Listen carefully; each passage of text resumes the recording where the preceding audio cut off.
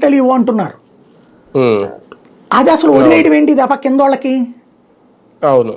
పైనదంతా ఆయన చూసుకుంటారట, కిందదంతా వీళ్ళకి వదిలేశారట, ఎవరు మహిళకి వదిలేశారట. అట్లా ఎట్లా ఉంటుంది? టికెట్లు ఇచ్చేది వాళ్ళైనప్పుడు ఈవిడ ఎట్లా ఇప్పిస్తుంది టికెట్లు? అదే కదా. అవును. ఇప్పుడు పైన చేయవు అయితే ఈ డిఎస్పీ గారు అడుగుతారు, ఏమైనా క్యూ లైన్లో వచ్చేసారని. సరే ఇచ్చేయమనండి అంటారు. క్యూ లైన్ ఖాళీ అయిపోతే తర్వాత ఇంకెవడు ఉండడు కదా.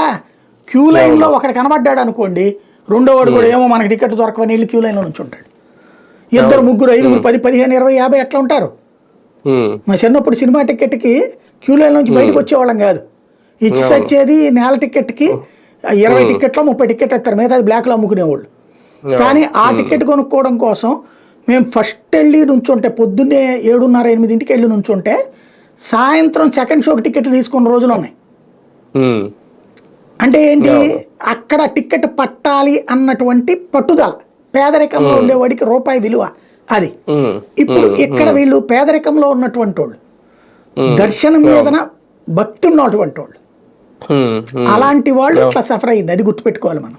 రాష్ట్ర ప్రభుత్వం ఈ న్యాయ విచారణకు చేయించాలని నిర్ణయం తీసుకోవడం వెనక పవన్ కళ్యాణ్ గారు కూడా ఒక కారణం అని అనుకోవచ్చా? రేపు కోర్టులో ఆల్రెడీ పిల్లి వేశారు కదా, పిల్లి అడిగినప్పుడు పిల్లి మీద రేపు విచారణ జరిగినప్పుడు ఆల్రెడీ మేము జ్యుడిషియల్ ఎంక్వైరీ చేశానులేండి అని చెప్పడానికి పనికొస్తాయి. అంత మించేం లేదు. అంటే ఆయన ఈవో క్షమాపణ చెప్పాలనే డిమాండ్ అంతవరకే కదా, ఆయన ఏమి జ్యుడిషియల్ ఎంక్వైరీ అనలేదు. అదే అదే ఆల్రెడీ ఫస్ట్ రోజున అయిపోయింది కదా డిఎస్పీ సస్పెన్షన్. అది పవన్ కళ్యాణ్ దీంట్లో లేదు. మెయిన్ ఏంటంటే ఎలాగ ప్రభుత్వానికి సంబంధించి డైవర్ట్ చేయాలో తెలుసు, అందులో నుంచి జరిగింది ఇది తెలివిగా. Right right. చూద్దాం. మొత్తానికి న్యాయ విచారణ అయితే జరగబోతోంది ఈ తొక్కిసలాట ఘటనకు సంబంధించి. వైకుంఠ ఏకాదశి దర్శన టోకెన్ల జారీ